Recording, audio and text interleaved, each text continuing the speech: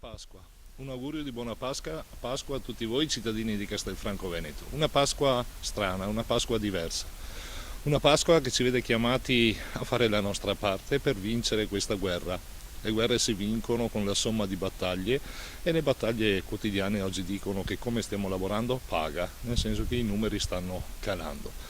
Sarà una Pasqua diversa però, torno a ripetermi, perché non li abbiamo mai vissute a casa. C'era il vecchio detto Natale con i tuoi e Pasqua con chi vuoi e quest'anno non lo potremo praticare.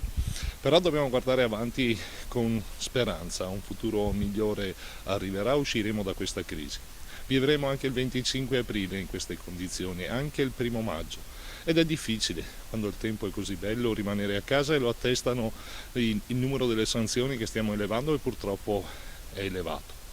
Però così facendo, mi ripeto, noi ne usciremo presto, ne usciremo migliori.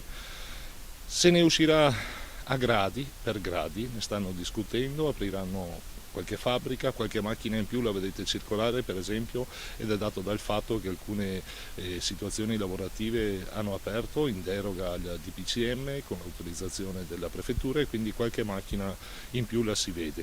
Però queste sono gente che va a lavorare. Comunque Pasqua la vivremo in casa. Vi invito a mettervi il vestito della festa, viverla con la gioia e la serenità che la si vive normalmente. Avremo la possibilità di vedere le celebrazioni eucaristiche grazie alla collaborazione pastorale che ha messo in pista un sistema YouTube.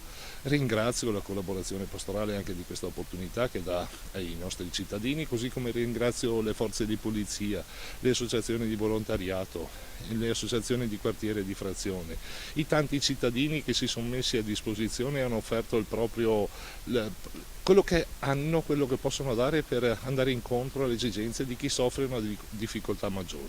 I medici e l'ospedale, ecco, l'ospedale ha dato testimonianza di essere all'interno di un sistema, quello veneto, che si sta rivelando il migliore a livello nazionale ed è preso a modello di riferimento anche oltre i confini della nostra nazione. Quindi grazie ai medici, agli infermieri, a tutti gli operatori sociosanitari che stanno lavorando all'ospedale di Castelfranco Veneto. Il ringraziamento lo rivolgo alla casa di riposo, al centro anziani Domenico Sartor, che ha lavorato bene, ha messo in sicurezza, si sono blindati, hanno attivato rigorosamente tutte le misure a difesa degli ospiti e degli operatori stessi.